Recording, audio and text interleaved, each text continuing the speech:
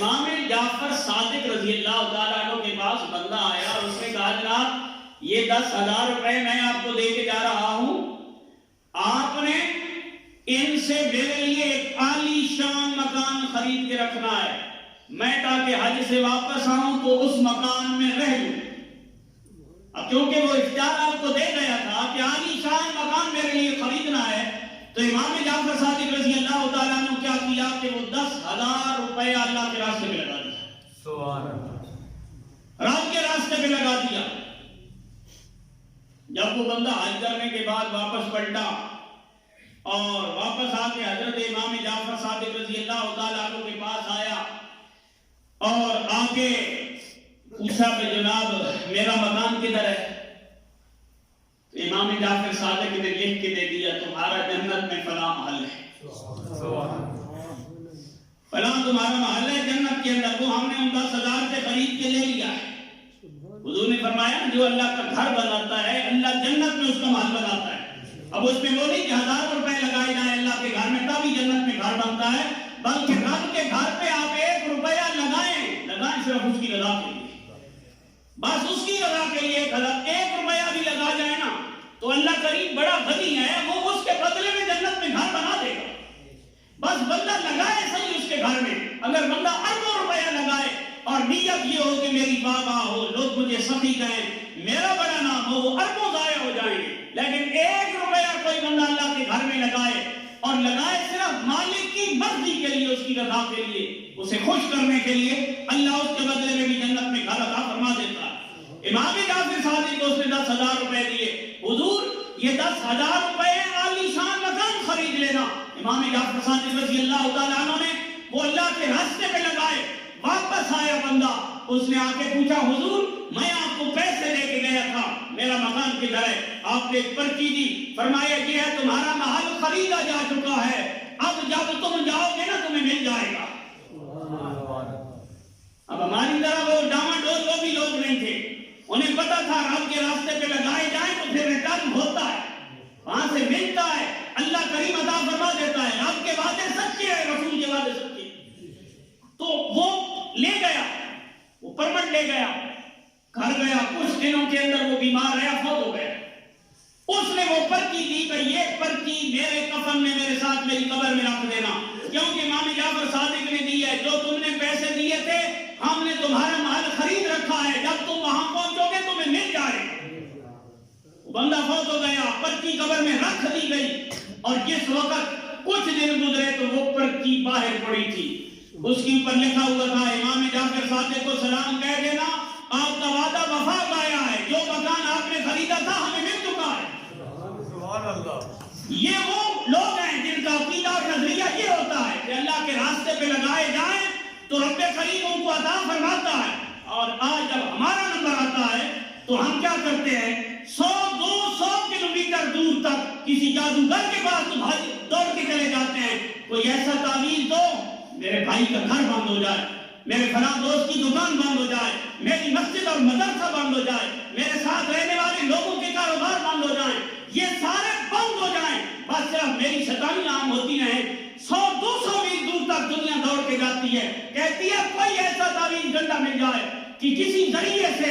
لوگوں کے کاروبار بند ہو جائیں، اور اس طرح ہم اپنا کاروبار لگاتے ہیں۔ باپ ساری زندگی ترستے مر جائے کہ بیٹا مجھے دوائی لے کے دے، اور بیٹا دوائی بھی نہ دے سکتا ہو، اولاد والدین کی خدمت بھی نہ کر سکتی ہو، زندگی بھر ماں باپ کے ساتھ ایذا دیتے ہوئے بندہ زندگی گزار جائے، اور جب چند روپے آئیں تو بندہ بجائے اس کے کہ میں اللہ کے گھر کو آباد کروں، رب کے دین کی خدمت کروں یا اللہ کے دین کا سپورٹر بنوں، بندہ الٹا اس کے اوپر لگائے کہ میں جا کے کسی ذریعے سے یہ اٹھنے والی قرآن کی آواز بند ہو جائے، یہ اللہ کے گھر سے اٹھنے والی روشنیاں بند ہو جائیں، یہ رب کا گھر بند ہو جائے۔ میں نے کہا نہ اللہ کا گھر بند ہو سکتا ہے، نہ قرآن کی آواز بند ہو سکتی ہے۔ اگر بند ہوگا تو تیری نسلیں بند ہوں گی، تیری آنے والی اولادیں بند ہوں گی۔ اللہ کا گھر کبھی بند نہیں ہو سکتا، رب کے گھر سے قرآن کی آواز کبھی بند نہیں ہو سکتی۔ کیوں کہ اللہ نے قرآن کو ہمیشہ کے لیے قائم رکھنا ہے، اور اللہ نے اپنے اس گھر کو بھی ہمیشہ کے لیے آباد رکھنا ہے۔ تو یہ وہ لوگ تھے جن کا عقیدہ اور نظریہ یہ تھا کہ اگر رب کے راستے پہ لگائے جائیں اللہ ریٹرن دیتا ہے، اللہ کریم اس کا بدلہ دیتا ہے۔ حضور نے فرمایا جو بندہ ایک اللہ کے گھر میں، جو بندہ اللہ کا گھر بناتا ہے، اللہ کریم جنت میں اس کا محل بنا دیتا ہے۔ لیکن یہ عقیدہ اور نظریہ ہمارا ہو تو صحیح، ایک پلاٹ، 1 روپیہ، 1000 روپے جو ہماری توفیق ہے ہم اللہ کی رضا کے لیے اس کے گھر میں لگائیں، پھر دیکھیں پھر آگے نتیجہ کیا نکلتا ہے۔ ہمارے عقیدے نظریے کمزور ہوتے ہیں اور ہم لوگوں کی دنیا برباد کرنے کے لیے اپنی دنیا بھی برباد کرتے ہیں، اپنی آخرت بھی برباد کرتے ہیں، اور ہمارے پلے کچھ نہیں پڑتا، دماغوں پہ مور لگ چکی ہوتی ہے، ذہن موت ہو چکا ہوتا ہے، شر اور نیکی کے اندر ہم فرق ہی نہیں کر سکتے۔ امام جعفر صادق نے امام اعظم ابو حنیفہ سے سوال کیا عاقل کون ہوتا ہے؟ امام اعظم ابو حنیفہ سے امام جعفر صادق نے سوال کیا عقل مند کون ہوتا ہے، عاقل کون ہے؟ آپ نے فرمایا عقل مند وہ ہے جو نیکی اور برائی میں فرق کرے، دو خیر اور شر کے اندر فرق کرے۔ امام جعفر صادق نے فرمایا یہ تو جانور بھی کر سکتے ہیں، کسی کتے کو آپ اگر لقمہ ڈالیں گے تو وہ دوڑ کے اپنی دم ہلاتا ہوا آ جائے گا، اگر آپ پتھر ماریں گے تو وہ بھاگ جائے گا۔ یہ خیر اور شر میں فرق تو ایک جانور بھی کر سکتا ہے۔ میرا سوال یہ ہے عقل مند کون ہے؟ تو امام اعظم ابو حنیفہ نے ہاتھ جوڑے، اس نے کہا حضور پھر آپ ہی بتائیں کہ عاقل کون ہے، عقل مند کون ہے؟ امام جعفر صادق رضی اللہ تعالیٰ عنہ آپ نے فرمایا عقل مند وہ ہے جو 2 خیروں میں سے بہتر خیر کا انتخاب کرتا ہے اور 2 شروں میں سے کمزور شر کی طرف چلا جاتا ہے، کہ اگر 2 خیریں سامنے آ جائیں جو زیادہ نفع مند شے ہوتی ہے اس کی طرف بندہ چلا جائے، اور اگر 2 برائیوں سے واسطہ پڑ جائے تو کم از کم برائی کی طرف جائے۔ فرمایا عقل مند وہ ہوتا ہے، اور ہم خیر کو چھوڑ کے شر کے راستے پہ پورے اہتمام کے ساتھ چلتے پھرتے ہیں اور پھر سمجھتے ہیں کہ نسلیں آباد ہوں، اس طرح آباد نہیں ہوتی۔ اللہ تعالیٰ کے گھر برباد کرنے والوں کی نسلیں برباد ہوتی ہیں، نسلیں انہی کی آباد ہوتی ہیں جن کے جو اللہ کے گھروں کو آباد کرتے ہیں، کیونکہ یہ رب کا گھر ہے، اور رب کیا ہے؟ ان اللہ علی کل شیء قدیر، ان اللہ علی کل شیء قدیر، اللہ ہر شے پہ قادر ہے۔ ہم اپنے گھر کے چوکیدار کو چن کے رکھتے ہیں تو اللہ اپنے گھروں کو چوکیدار کو لنگلا لنگلا چھوڑ دے گا؟ انہیں کوئی شے عطا نہیں فرماتا، وہ ایسے گونگے بہرے ہونے کے لیے اللہ اپنے گھر کا چوکیدار بناتا ہے؟ ان کی سمجھ معاف ہوگی، ان کا دماغ کام نہیں کرتا،